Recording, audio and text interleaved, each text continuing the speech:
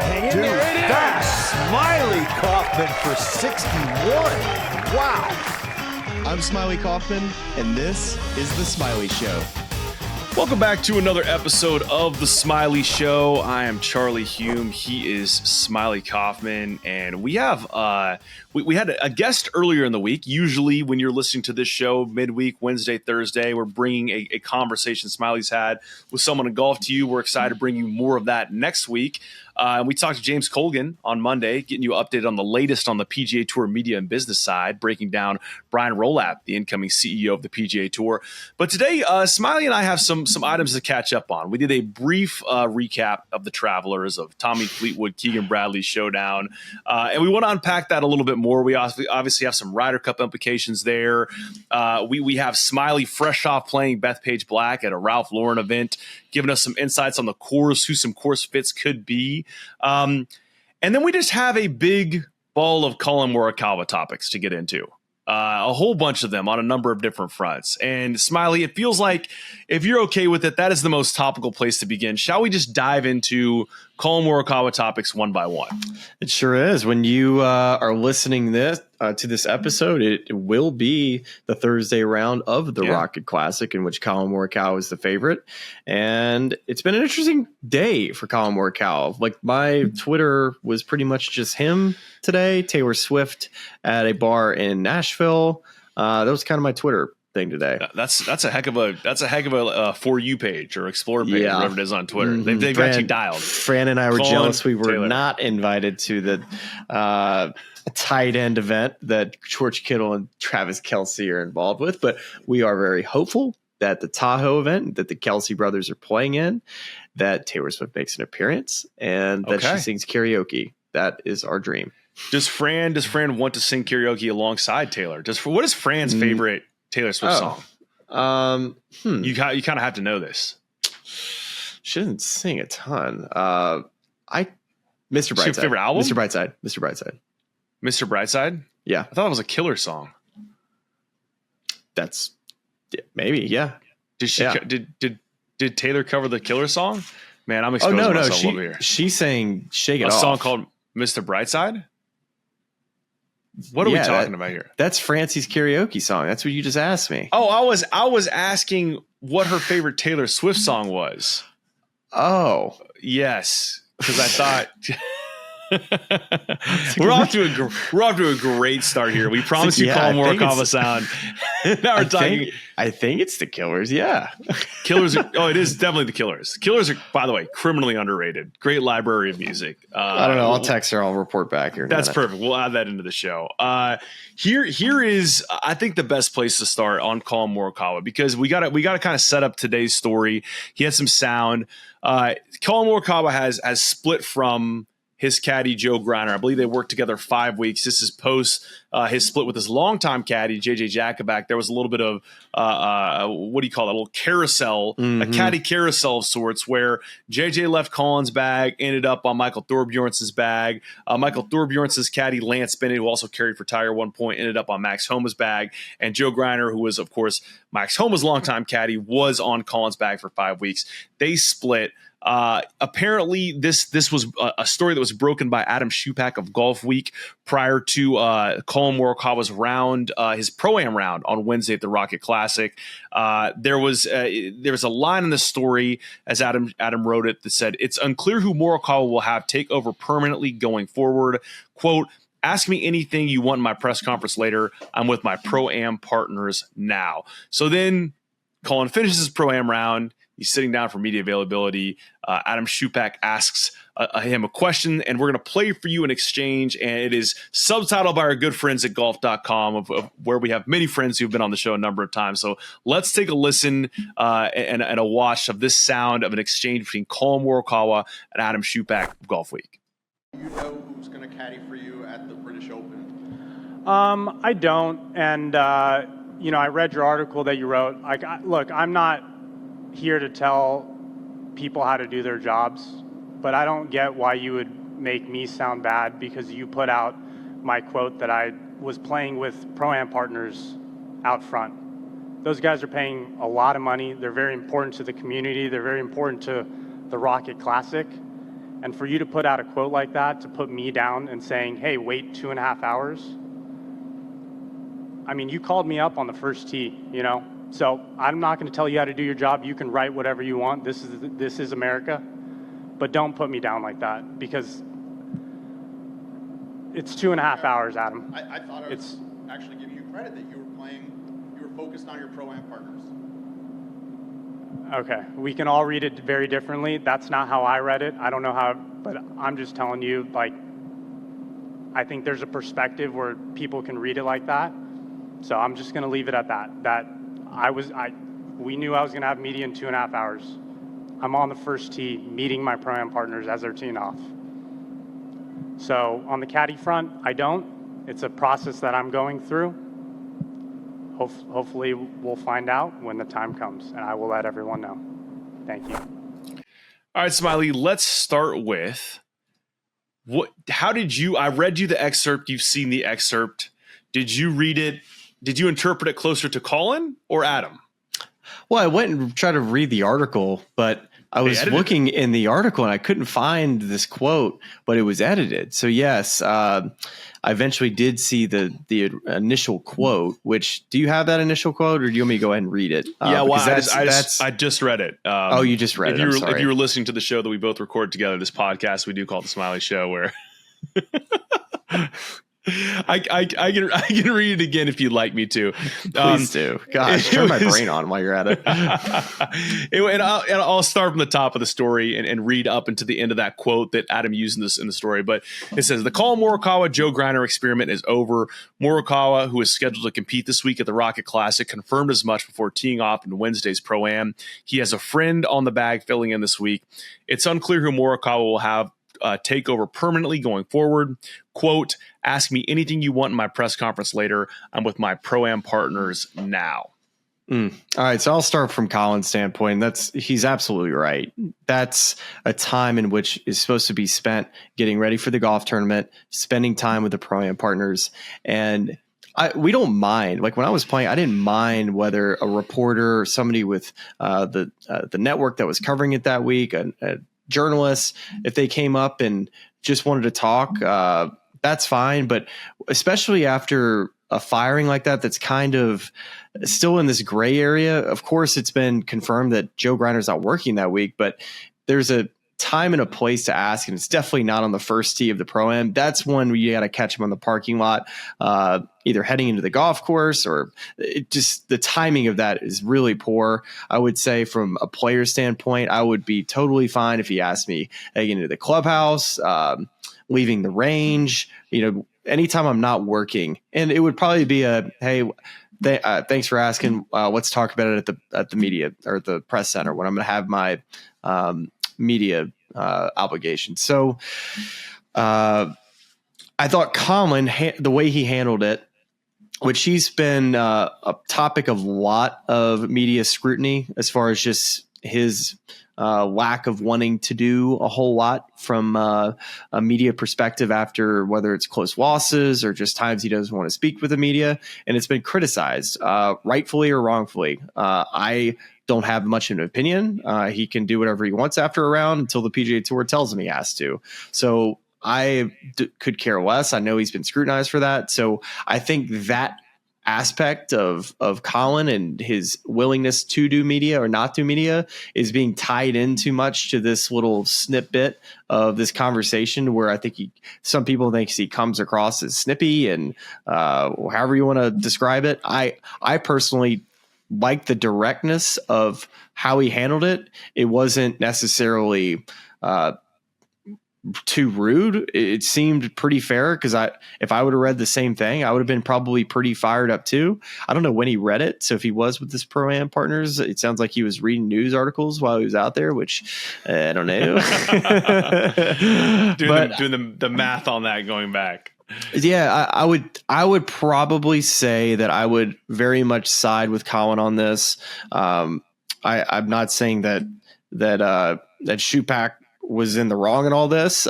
He's just doing his job, reporting the news. I was curious because at the beginning of the week, I was wondering, well, that's kind of weird that Joe Greiner's not working this week. They must have had that a pre-planned thing, when he got hired on Collin's bag, because it seems like all was well. I talked to Joe Greiner at the U.S. Open. I said, hey, how's Collin doing? He's good. I feel like I'll learn something every week working for the guy.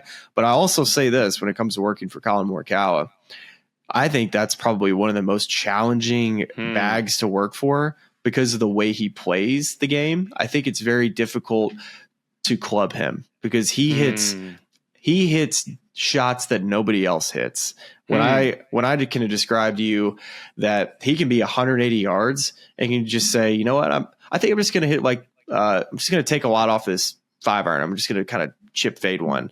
And shoot, he could have been working for Max, and that could have been, let's hit 7-iron here. I think it's very tough. I think he's probably the most difficult player to caddy for, and I say that because he's really, really, really good, and he's really, really accurate. He's very, very good at hitting his numbers. But I think it's challenging to caddy for somebody that sees spin so much differently than most other tour players. And I think that's so interesting because who he has on this bag this week, and I'm going to completely butcher this guy's last name, but it's a former Cal teammate, KK Limbhasut. You can go look it up. It's in that same story that Adam Schupak wrote, Limbhasut.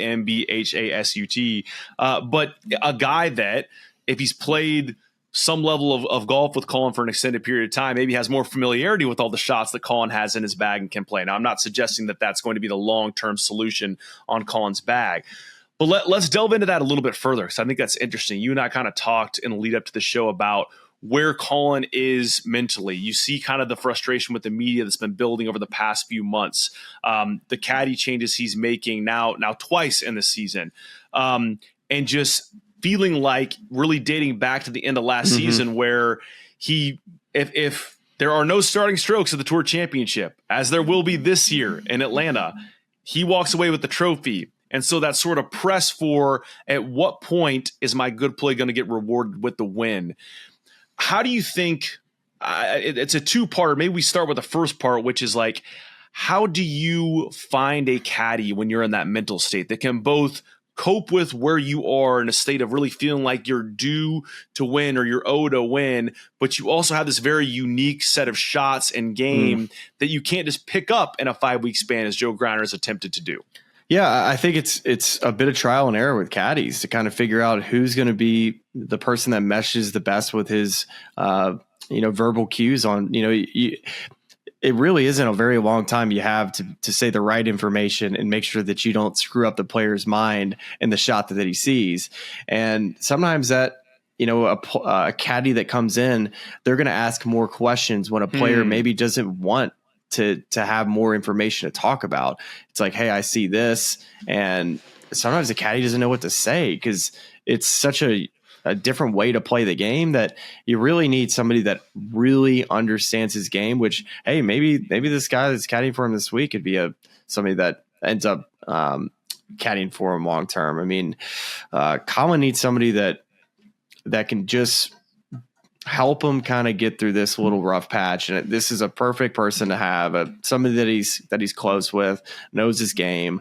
I think finding a high level PGA Tour caddy, and it's going to take a minute because like Joe, you would think would be the perfect type of guy, like he's a friendly guy. And he seems so engaged with Max throughout all those processes.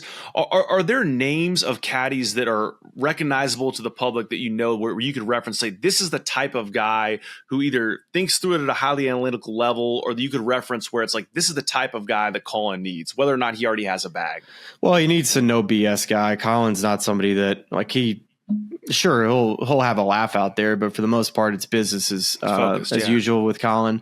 And for the most part, JJ always kind of represented that same type of state of mind when I would be around him too. It would be interesting to see. Well, maybe he ends up back with JJ long, a couple months from now, who knows? Maybe Thor and JJ win this week, and maybe that's going to be a new partnership for the next decade. Who knows? But it's hard to ever really kind of know how players and caddies get set up. A lot of times the agents have a lot to do with it, just based off of who they've worked with in the past. But Collin's been around enough to where he's seen enough caddies probably work with certain players. Heck, maybe the guy that he wants is on somebody else's bag. You just don't know. When Collin Morikawa texts and offer you a job when you're already on a bag, it's definitely one you'd probably consider.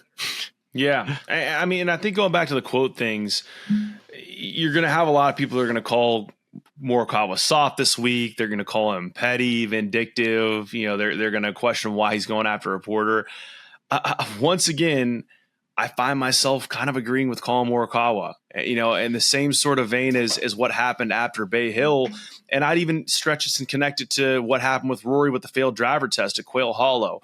It's probably not a great take if I have to go walk into a media tent with all these people, but I just think there's some sort of level that's been reached in terms of just, and I'm not saying every member of the media, I'm not even saying Adam Schupak necessarily, but the story is what these guys are putting out in front of you on a week-to-week basis, and putting a scoop or being first to getting something out or painting a quote in a certain light because you don't like the way a guy's approach media. I just don't find that to be the right way to go about these things if the goal is like building a relationship with a player where you can actually get valuable insights and thoughts on the game that are going to be informative to your audience. And maybe that's just more the nature of the show we do, that's less like breaking news and more of a immersive look at the game of golf. But that to me is what strikes me about all these sort of interactions, is like the whole Rory thing where like a piece of information gets out where it should not have gotten out. And there's just it seems like the impetus behind that is let's get a scoop rather than how does this fit within the larger ecosystem of the game that I'm trying to cover? And if I'm going to put this out, can I attach it to an explanation of what a failed driver test actually means on tour and why it's, maybe the difference of a yard, or even less than a yard. And I don't know. I mean, these are just kind of big picture ruminations, but I just feel like I really do understand where a lot of these players come in terms of their frustration with the way they're covered sometimes. I get it. Well, I coming from just my experience, I always never knew if like a journalist or reporter asked me a question, whether it was on or off the record, whether they were going to write a story on it, and whether I wanted something to be written about it. Not to say I was, supremely covered when I was on the PGA Tour, but when there were times questions were asked, I would be like, I don't really know if I want that written, like that's something that I feel like I'm working through right now, or it's private, whatever it is. I think that's maybe the issue that the tour has right now with players and media, is that we would say that 10 to 20% of the tour players are covered fairly well, to where these players are constantly asked questions either about the game themselves, who's working for them, those type of questions, where the other 80% is not covered very well. And it's based off of how you play is whether we're going to cover it or not. And I would say that that's probably, I think it's one of the most difficult parts of my job is trying to get information without interrupting a player's prep and their time, and just making sure that it's not sensitive information. And is this okay for TV? So it's always a line that you're trying to walk very kind of gently across, because you don't want to cross the line with the player. And just for example, today with Collin, that obviously was a line crossed with him, and he felt like, hey, this was something that I felt like I answered respectfully, and that wasn't a quote that I appreciated, and he's fair to say that in the press conference. So I think it's one of those move along things. Collin handled it fine, direct. He could have handled it, away from the tent. He could have given a one-word answer and say, no, I don't know. And we wouldn't have looked at it any other way. We would think, okay, he just doesn't want to answer. He's being short with us. But that's the way he decided to deal with it. And I'm fine with that too. I appreciate the candor. I appreciate the honesty. And if you really, really want to, get meta in terms of how the media coverage is, it's created another storyline to talk about. So, I mean, if you're in the media, you got to be thankful for it either way. The second piece of this is just his psyche. As a putter tinkerer, he's tinkering. Although, Smylie, I'm heartbroken because I thought I had a putter brother in Collin Morikawa. I thought we were going to be Soto boys for life, and it looks like it's getting dropped. He went from the Soto to a TaylorMade Spider, and this last week he was with some TaylorMade reps. They obviously, of course, they owned Logan Olson, and he was working with some Logan Olson putters there. Obviously works with Stephen Sweeney, a partnership that's been beneficial. But of course, in the last hour, this run here has been so close to winning some events and putting well in many of them, but just hasn't made it over that hump. His psyche right now, what do you make of? I guess if you put yourself in his position or his shoes, how do you go about working on what's between the two ears, maybe less so than how you're actually putting or the way you're striking the ball, or just kind of cleaning that part of the game up, knowing you have everything you need to win in terms of skill or ball striking? Yeah, I mean, I talked to his coach at Oakmont too. It was an interesting start to the year because Collin Morikawa really did play nicely at the beginning of the year. Bay Hill is obviously a week that was one that he definitely wants back, and Russell Henley ends up chipping on 16. Next thing you know, Russell Henley's lifting the trophy. But like a lot of players, he was actually getting sick on the West Coast, wasn't really quite healthy for a couple of weeks there. The ball striking's obviously been really solid. The putter has been good. And I think we've been kind of looking for that type of breakout type of year that we were kind of thinking that he was going to have. And he's been making cuts, but not really been into contention. So where I think the psyche is, well, ever since he let go of his caddy JJ, you have to think he's searching just a little bit for whether it's, just trying to be the best version of Collin Morikawa, the best putter he can possibly be, having the best caddy he can possibly have. And he's just searching a little bit right now. And it doesn't mean he's not going to play good. He can go out and win this week. He's a favorite to win the golf tournament. But until there's some continuity with Collin Morikawa, with a consistent bag man, a consistent putter, and how about glove?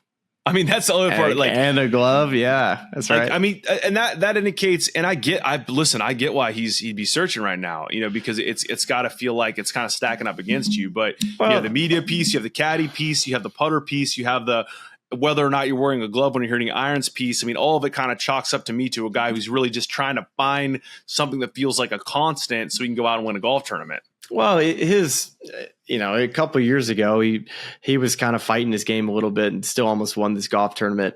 Does not mean he can't go and play well and win. But typically when we talk about like the Open Championship, when we talk about the FedEx Cup playoffs, we talk about the Ryder Cup coming up. When you see guys playing well at these events, typically they're working on the same things, month over month. They're not kind of searching for things week to week. And I think that's what you want to see from Collin over the next month or so is, can he commit to whether it's a putter, same caddy? That's what you're looking for. And then, and also I think maybe like get a milkshake at the end of the day. Kind of just be a little, I love that. Hey man, just end the day nice. End the day with a smile on your face. just get a milkshake. Enjoy life a little bit, I like that. That's some good advice. That's some Smylie endorsed advice. I had the peach milkshake last night from Chick-fil-A. Yes. I think it's kind of mid. Okay, well, so I thought you liked it when we talked. I've never had the peach milkshake. I'm not a peach guy. I will say Chick-fil-A, that like lemonade vanilla ice cream thing. I guess it's like a lemonade milkshake is to die for, dude. That's top tier, truly elite stuff. Well, I might have to go try it. Anna Carter loves going. They got the playground there. She likes the dip with the chicken nuggets. I personally love to. My order is a number one, and then also get an 8-count nugget and a large fry. Wow. Okay, wow. I just do the 8-count nugget. I thought I was the guy who was, I'm just an 8-count nugget guy. But here's the thing, though, is because Walker. Jax, he's full. No. This is right 100%. This is 100% true. But I'll tell you because Walker also just juice for you there at Chick-fil-A. Walker loves that chick. I'm no longer juice cleansing. Yeah, that's a whole other separate tangent. When I almost had a heat stroke on the Sunday night record, and I realized it was because I spent the 2 days before playing golf in a severe heat advisory, juice cleansing, not eating any solids. So you know who's back, by the way? Who's that? The sun. The sun is back right now. The sun's more consistent than Scotty Scheffler at this point. I mean, the sun top threes every single week. It's unbelievable. I mean, get this guy in week after week. He does not miss. Workhorse, true workhorse, and he's got the whole country covered. I mean, there's really nowhere you can go where you can escape the sun. Did you see the map the other day that had all the temperatures across the country? There was nowhere that was anywhere decent. Like, talk about like a 5-tool player. The sun's got it all. The sun has every facet of the game, covers everything. You can't escape it. It's okay. All right. I do have an answer from Fran on her Taylor Swift thing, by the way. Okay, let's hear it. It's Enchanted in Style. Oh, I love Style. Great song. Yeah. You got that, huh? I'll get sued if I sing too much of that. So that's as good of a segue as we're going to get. What I was going to use as a segue in this portion of the show was noting that Collin Morikawa has now fallen out of the 6 automatic qualifier spots for the U.S. Ryder Cup team, which I think he'll still get a pick, but we were headed to discuss that. And we're going to do that with the help of our friends at Ahead, because this is a Ryder Cup look ahead, Smylie. Ahead is a strategic partner for enterprise clients, helping them navigate the path toward digital transformation, much like an expert caddy, reading the course ahead and providing the winning combination of technology and execution. Learn more at ahead.com. And Ahead's gonna be part of our coverage for the Ryder Cup itself, Bethpage Black. So excited about that. Smylie, speaking of Bethpage Black, you teed it up there. We saw some cool highlights on social media. You rocking the Ralph Lauren stuff. You were there for it was like a junior event at Bethpage AJGA, Black, right? Yeah, at the Polo Junior Classic. They've had that since I was playing the AJGA, and it's now the RLX Ralph Lauren Junior Classic, and they've had it at Bethpage. I think like the last 4 or 5 years. It's 32 boys, 32 girls, team, like a pod situation match play. So similar to Austin. Just think about that. So different pods, and so it's match play all week. Yeah. It was a lot of fun. And so you played it, and here's where I want to start kind of chatting about Ryder Cup is if you are, I mean, I want some course notes, but really I'm intrigued for your takeaways as to immediately, is there a profile player that stands out, or like a specific guy where you're like, this guy is going to feast on this place? Or on the flip side, is there a guy or a profile player that's like, man, I know this person's high in the standings, but not so sure they're gonna be a fit here at Bethpage? Well, it was really fun to play. I was excited to check it out. Obviously, going to be working the coverage for NBC in September, and just being back and playing the golf course. Of course, I played in 2016 at the Northern Trust, so it had been close to 10 years since I've been back. My memories were that the rough was thick that week. The golf course was hard, but it wasn't like this overly, this like Oakmont type of hard where these bunkers are just like situated very, on the edges of the fairways, not like this crazy narrow golf course. There's some room off the tee, which I had enjoyed. I think it's the sign. I think it's really the sign that gets everyone. They see the sign. It's like almost like a sign, you see like on a Jaws movie or something. You're like, I can't play this golf course. But really, it's interesting because that's not an uncommon take that I've heard from people. Yeah, and I remember there being more slope in the greens. At least the front nine, the greens didn't have nearly as much slope as I remembered. I thought they were much more undulated than they were. I believe it's a Tillinghast design, if I'm not mistaken. Is that true? I believe that is correct. Yes. Anyways, the fairways were actually widened a little bit in some spots. As last year, Keegan, and maybe it was just, I'm not sure if it's just Keegan, but the U.S. obviously gets to set up the golf course the way they want.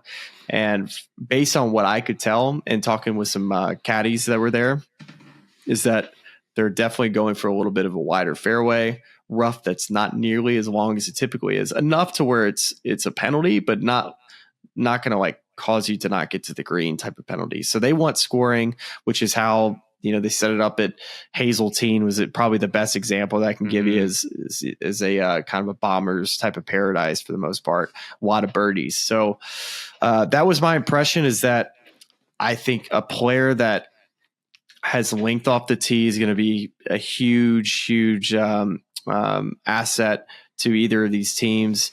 I think you'll see a lot of putts hold from that 15-foot plus range, which you always kind of see in Ryder Cups, but I definitely think you're going to see some putts hold. Like I feel like you can make any putt from anywhere on the green, which is a lot of fun for the TV broadcast. So you have putters that can get hot from that mid range. I think the length off the tee is important, and the thing that I didn't like from playing it, I did not like the bunkers.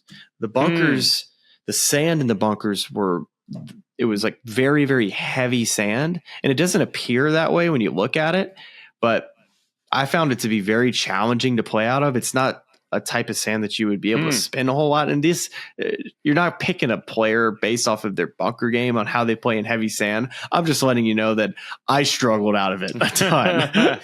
Well, okay, hold on. You're painting a picture here, and there's this one guy that's popping for me. It's like Tillinghast, Bombers Paradise, get hot with the putter, Northeast New York course.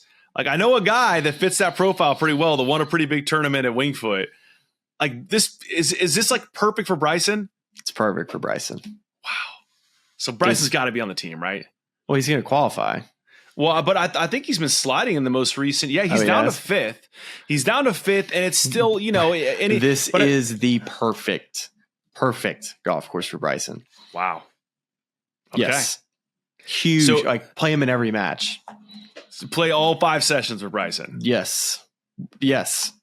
100%. Is it 4 sessions? I'll get the President's Cup. His length is too big of an advantage to sit him down any match. So Bryson is the template here.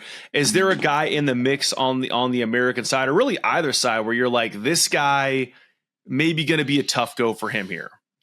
Well, before I get there, there's one other player who I think is really played themselves into a really nice profile for this place, and that's Ben Griffin.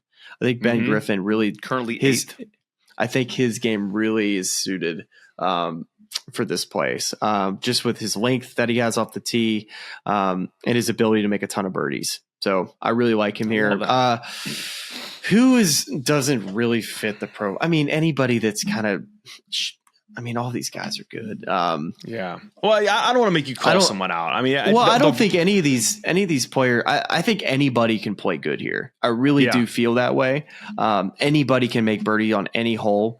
And I know the golf course is probably going to change a bunch until September. There's some. It seemed like some fescue that they were telling me that gets cut about twice a year, and it looked like it had just been cut in the last month or so. That's going to definitely be outside kind of the rough line. So if you were to get pretty wayward, you'll find yourself maybe in some heavier fescue. But for the most part, the rough was, you got to remember, this is June and this thing's played in September. The golf course is going to change. It's going to be firmer and faster, you would think. But I really, at this point in time, I'm sure there's some analytics that they're going to all look at on how they're going to make up their roster and who's going to be the pairings. Because I don't know how else to differentiate of how you can say one guy's going to play better than the other, because it's a golf course I think anybody can play good at. Well, this is perfect. You're mentioning data and analytics. Super interesting and cool model on Data Golf, where it's modeling the probability on both the American and European side of various players making the team. And I want to kind of go through that list and use as a jumping off point, Smylie, to define 4 different tiers, okay? and we'll just do it 4 players a tier because that'll get us 3 of those tiers will get us through the team rosters themselves. And the top tier is like these 4 guys must be on the bus, like locks, cannot afford to leave them off the team. A sort of middle tier of guys that are between either low end automatic qualifiers or kind of high end, should be picked, we're pretty convinced they're going to be on that team. Guys that are bubble, but on the right side of the bubble, and then guys that you do not think are going to make the team, and we can do as many of those as we want to past 12. Let's do it for the Americans, and then we'll flip over to the Europeans. But first, let me read you just the top 12 on both sides. So for the Americans, Data Golf is predicting in this order: Scottie Scheffler, the greatest probability of making it, then Bryson DeChambeau. Well, he's already made the team. Yes, he has a 100% chance of making the team. I'm reading off a list here, Smylie. I do know he's already made the team. Scottie Scheffler, Bryson DeChambeau, Collin Morikawa, Justin Thomas, Xander Schauffele, and Ben Griffin are the top 6. And then your next 6 in terms of probability are Patrick Cantlay, Keegan Bradley, Russell Henley, Jordan Spieth, JJ Spawn, and Sam Burns. They're predicting those 12 to have the highest likelihood of making it on this American Ryder Cup team. On the European side, Rory McIlroy, 100% chance of making the team. Smylie, I want to just note that for you. He's on the team. Then John Rahm with the next best chance. Tommy Fleetwood, Tyrrell Hatton, Sepp Straka, and Ludwig Oberg. Those are your top 6. And then the next 6 on the European side: Robert McIntyre, Victor Hovland, Shane Lowry, Aaron Rai, Harry Hall, Matt Fitzpatrick are the top 12 predicted on both sides to make these teams. So, Smylie, let's start with the Americans. Our 4 locks, like who are the guys that we just cannot afford? We've noted, Scott, we don't even need to say Scottie Scheffler's name. I think it's fair coming out the conversation we just had about course fit. Bryson's in that group too for you, yeah? Yeah, it's Scottie, Bryson, Xander. I know Xander hasn't had the year that he's been looking for, but his length is such a dang asset at this place. And of course, he's a 2-time major champion last year. So Scottie, Bryson, and Xander, and then Collin Morikawa would be the 4th guy. I know we just talked about him for 20 minutes about how we're looking for continuity from the guy, but this is he's your ace in the hole when it comes to just precise iron game. So would you put just given, and Colin's been great in team competitions, where they won, but like if it's between Collin and JT over like who's going in the higher tier, who's going in the lower tier, you still like Collin in that top tier with Scottie, Xander, and Bryson, and JT in that second tier? Yeah, just because of JT's major record. Yeah. I think that's a huge knock against his profile. He's played really, really well over the last couple of years, but the majors has been a big time bugaboo, which is the most comparable type of pressure that you can compare it to. So if we have, again, Scottie, Bryson, Xander, Collin, and our absolute locks, they will be on the team, no doubt about it. Mm-hmm. Then does JT head that second tier for you? That guys that should comfortably make it. He is currently 6th on that qualification list, but just one step down from the lock group. I have Cantlay and JT, just kind of in that same spot right there. And I think I would put Russell Henley probably in that same deal too. Cantlay, JT, Russell Henley. Is it fair to also say, given what you just said about course fit, that Ben Griffin falls in that group? Or is he more of a bubble group? No, I would put just if we're going to continue to tier, I would say that those 7 guys I feel most comfortable about being on the team. And then actually I think I would have to put JJ Spawn right here with Henley. Because he's going to make the team. He won the US Open. He's going to make it on points. Yeah. He's gone from not on the bubble to on the team. So he has to be in that category too. So that's 8 right there. And I actually have 8 from the European side too that I can give you. Let's wait on the Europeans. I want to do full Americans. Yeah. And then we're going to split the 2 up. So I had a question there as well. We sat on that couch in the north side of Pittsburgh, following JJ Spawn's win at Oakmont, and the nature of the conversation was, how do we miss this guy? Like, he's really had as good of a year as a lot of guys that we've talked about consistently of trending, looking, like they're going to make this team. And here he is, he wins a major and he's a lock for the team. How does JJ's game profile at Bethpage Black? Like, what do you think he's going to do really well there? And what do you think is going to be a challenge for him when he's on this team that week? Well, I think he pairs really well in alternate shot. I think just his ability just to be rock solid player. He's going to hit it right where he's looking. So you would prefer to put him on the holes in which he's going to be hitting irons. So I'm trying to remember what the par threes were. That's actually a big conversation that these players have every single year when it comes to these team competitions. The third hole, and let's see, it goes 3, 4, 5, 6, 7. Okay, so 3 and 8. I'm just curious if it's, I know 17 is a par 3, and then the 14th hole. So it's a little bit mix.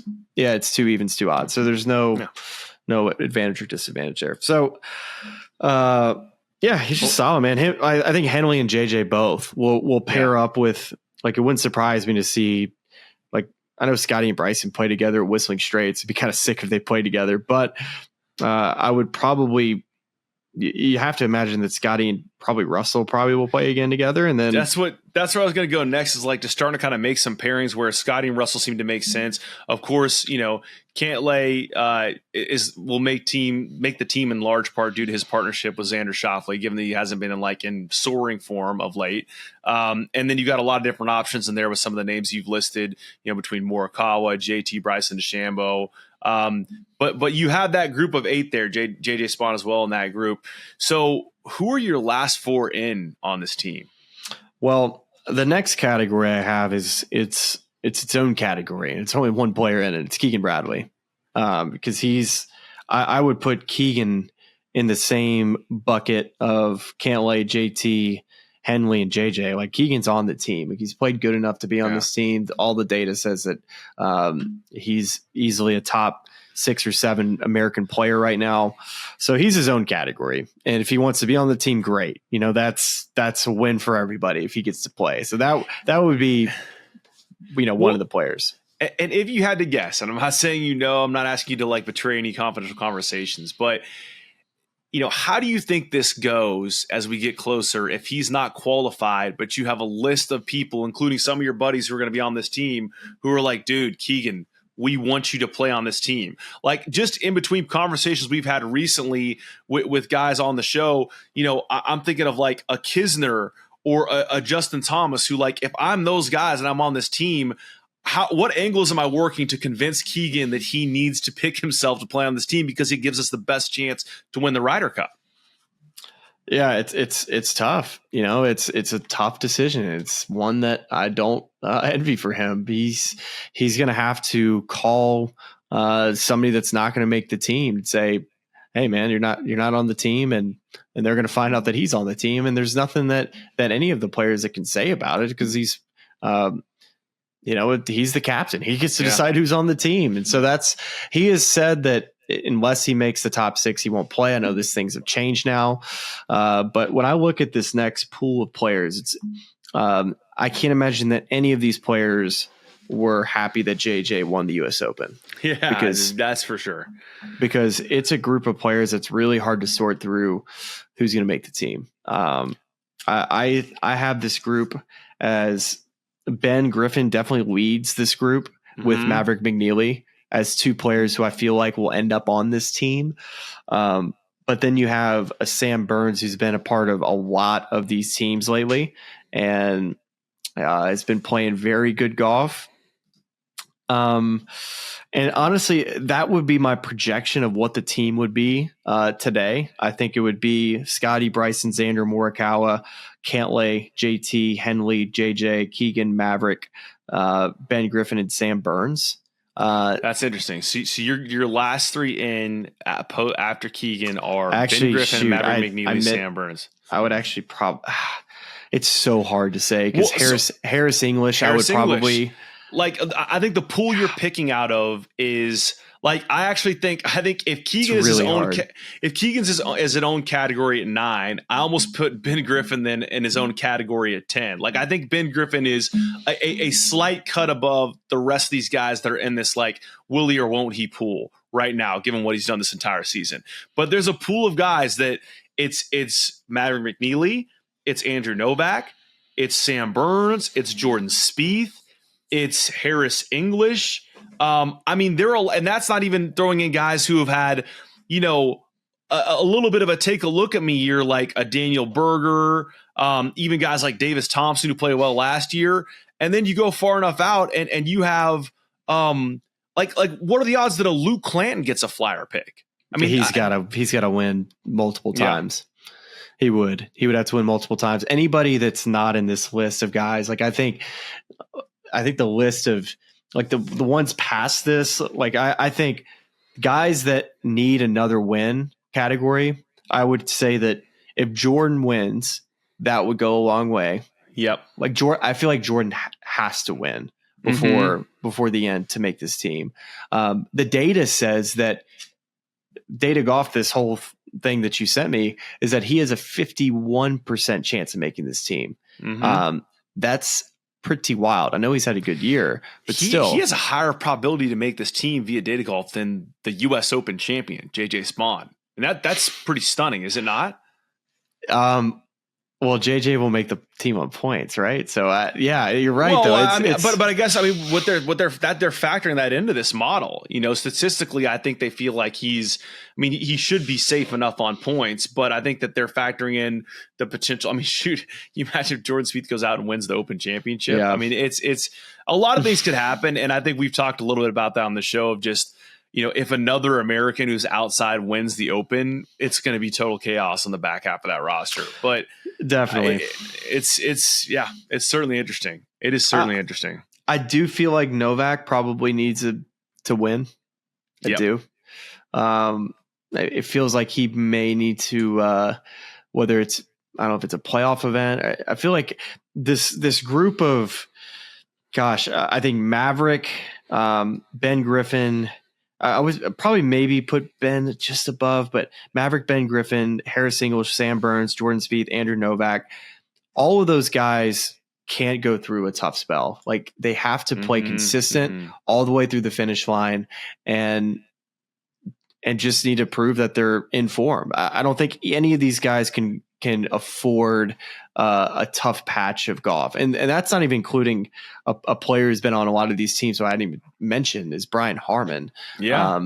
But this probably going to go into Portrush. Yeah. And I think I think the partner thing for players that don't hit it far is going to be an important piece of this. Yeah. Like Collin Morikawa and Russell Henley, both I would say wouldn't be the best course fits for this place because it's a long golf course, favors bombers. Sure, like iron play is going to be a necessity to have an alternate shot, which is why I think both of those guys will find playing alternate shot on those days in which they do play this foursome. So it's tough to figure out. I think if Keegan is not on the team, I think it's easier for me to figure this out. But if Keegan is on this team, I think somebody's going to be left at the altar, and not only one person, but two. Yeah, it's interesting too. You wonder which direction Keegan goes in terms of, you know, is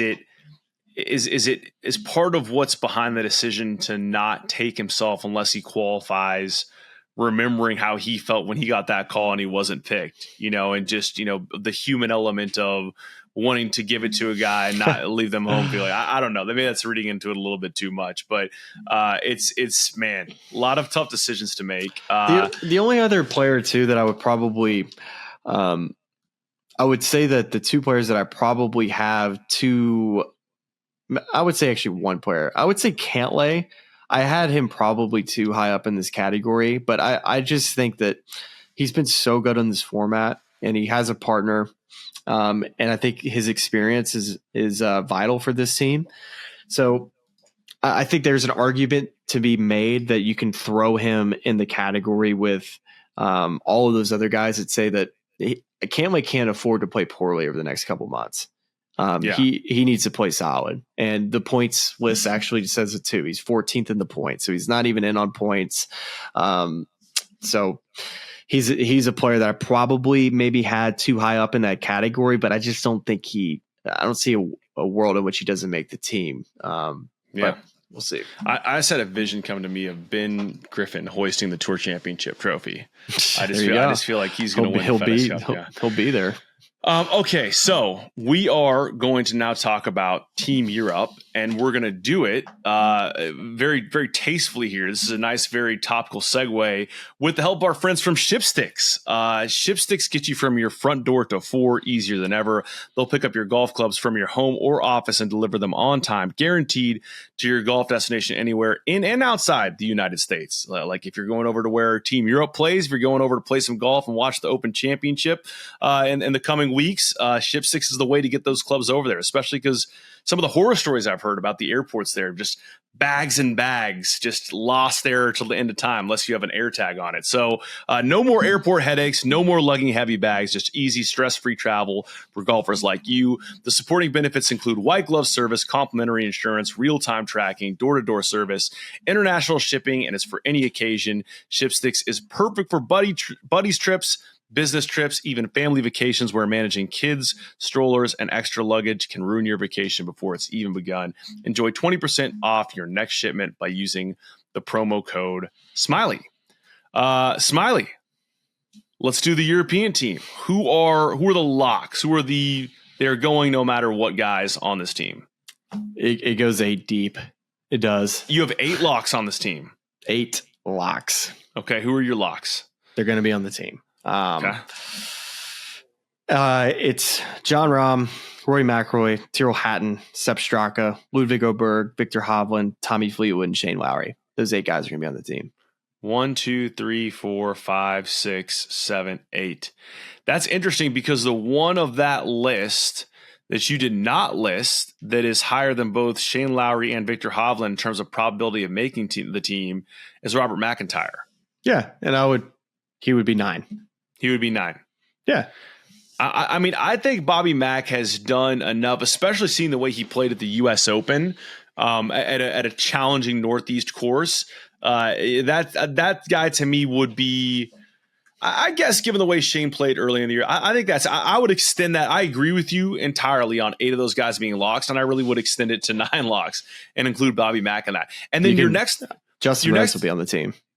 I mean, Justin Rose's probability. He is considerably down the list in terms of probability to make this team. He has a 4.5% chance to make the team, which is below Sergio Garcia. Yeah, it's insane.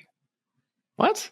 If you go look at this at probability of making the team, I'll just start ripping off names here: Aaron Rai, Harry Hall, Matt Fitzpatrick, Thomas Dietrich, Niergaard Peterson, Rasmus Højgaard, David Puig. Wonder why that is. You know, maybe they just feel like just the golf he's played this year is not. He almost won the Masters. Lost a playoff. Yeah. Hold on. Hold the phone. Well, I mean, he missed the cut at the U.S. Open, missed the cut at the RBC Canadian Open, missed the cut at the PGA, was second at the Masters. But I mean, really, this year, it's tough. It is a little bit harsh on him because he finished T8 the API. He's got 2 runners up at majors over the last couple of years. I mean, yeah, okay. I mean, we'll keep going here. I just think his experience is valuable. So if you have Rosie as your 10th, who are your last 2? Honestly, no idea. I can try my best here to give you a name. I just take both the Højgaard brothers and be done with it. I mean, why not? They're up there. David Puig? They're up there on the points list. Gosh. I mean, I think you could pick a name out of a hat. I really do not know. I think so. Your pool, I think realistically, so let's just pull Rose off the lock list. So we want 3 guys. I think it's 3 guys from a list that includes Rose, both the Højgaard brothers, Matt Fitzpatrick, and Aaron Rai, and then also Thomas Dietrich, who won earlier this year in Phoenix. I think he's got a shot to make that team. I mean, it'll be interesting, and I wonder how many sessions the what guys. What about Niergaard Pearson? Is he like he's up there on this thing? I believe he's a bomber. He was kind of in and around it. He was in and around it at Oakmont for a brief period of time. Let's check out his profile, how he's played. Oh wow, yeah, he's got some solid finishes. All right, he's kind of a sleeper. Definitely a sleeper to make the team. I just don't see. I don't see they're that gonna, to dude, be they're the gonna type ride. of guy they take. Yeah, man, they're gonna ride their horses. They're strong, dude. Do you think Sergio makes the team? But I will say, when I look at, like Scotty, Bryson are obviously the two best American players, and then you go Rahm, Rory, and they kind of just, let's say they just offset each other. And then you kind of go to the next list, and I see that Americans are favorites, but man, I just love this European team. They just have so many solid players. Yeah, I mean, I do think they find a way to just play good team golf. And I think that's, that sounds so simplistic, but it really comes down to that. Like they have found a way to make the collective, greater than its individual parts. And that is what this competition is all about. And I think the challenge is, the team environment only gets you so far when you show up at Whistling Straits and you got the Monstars on the other side and they just, tear you apart. But then you get back on home soil and Rome. And obviously we know how that played out. It's going to be interesting to see how this team does with a win under its belt, but going in front of a very raucous crowd at Bethpage. And that, which is why I think that Luke Donald will go with experienced players, guys that can handle it. That's why a player like Matt Fitzpatrick making the team wouldn't surprise me. He obviously needs to keep continuing to play well. He's finished top 25 in the last, 3 of the last 5 weeks. The game's been better. He's T8 at the PGA Championship. He's a guy that can easily play his way onto this team. Thomas Dietrich, at times, like he obviously played well in Phoenix, just absolutely blitzed the place, but you wonder how he's going to play in that type of atmosphere. You really don't know, which is why I think Luke's going to really rely on this top 8-9 guys throughout that week. I think you'll see the rest of the next couple of guys that make this team probably play twice during that week, because you can hide some players at the Ryder Cup a little bit. Not to say these guys can't go out and win points, but I think when it comes to wanting to win this thing, I think when they fill out these lineups, they're going to end up playing their horses. I got your last three. I know exactly who they're going to be. You ready for this? Yeah. It's going to be Justin Rose, Sergio Garcia, Ian Poulter. Book it right. Those are the three you want to take as your back half of your roster at Bethpage Black. That's how it needs to go down. How does Patrick Reed make the team? Is it winning the Open? He's got a 19.3% chance, a probability of making the team according to Data Golf. That puts him just below Daniel Berger and just above Andrew Novak. His putting definitely is an asset, like a huge asset. I wonder a little bit third of the him. Masters, tied for 23rd at the U.S. Open, missed the cut of the PGA. Bring back P. Reed and Jordan on a team. Whew. That'd be a way to play it. Like I do wonder how much calculation is going to go into playing to the crowd or being prepared to take abuse from the crowd there. Like, I think that has to be a consideration. Yeah. A little bit.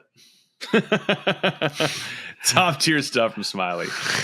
Top tier analysis. A little bit. That's what I've got for the Ryder Cup team, Smylie. It's a very early look, of course, but I'm glad we did it. I mean, my team is kind of sketched out.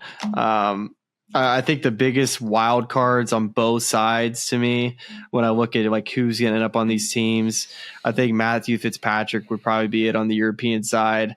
Not quite as much of a wild, like last year's wild card was Ludwig Oberg. Like that was the one that we were talking about as like who could, potentially play their way onto this team.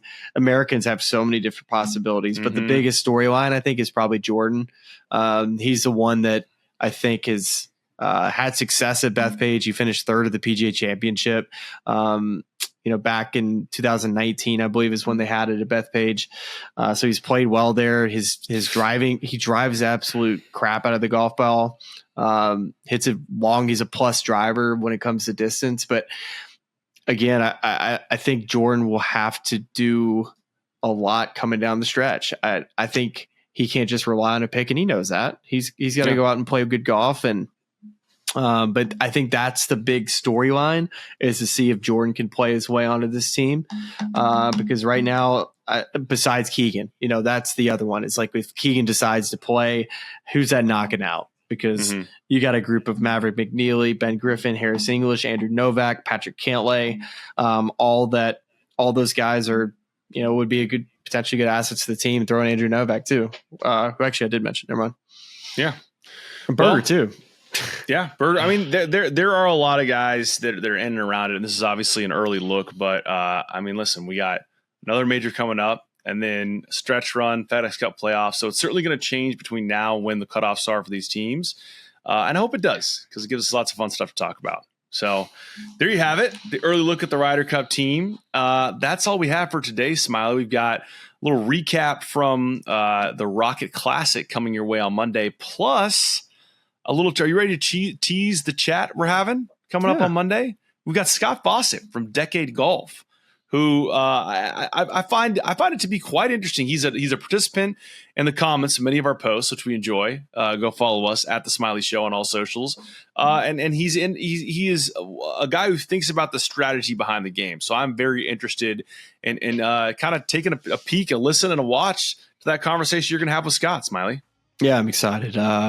He's a very, very talented at what he does, and he's got just a wealth of information that I hope we can tap into to help not only me as a broadcaster learn more about how to talk about the game, but also for those that are just trying to improve in their daily games. You'll learn a lot, so I'm excited about it. Can we get him a Hope Valley yardage book? That's my one request. Just send it to him as a favor. Mark it up for you. Mark it up and just send it back. That would help a ton. If I get that before member guests, that'd be ideal. If my golf ball listened, I would definitely continue to use his system, but unfortunately my ball doesn't listen. So that's a shame. It's a real shame. Well, we appreciate y'all hanging out with us, watching, listening, and we'll be right back here bringing you some more golf content very soon. Talk to you then. I listen to this podcast. It's really cool. And all of our lovely fans and subscribers, but make sure you like and subscribe. It's cool to see what you guys are doing. I know golf fans appreciate it, but we do too, so please keep it up. For all the good people of YouTube, like and subscribe. You guys have some good takes, so I'm happy to come on and shoot the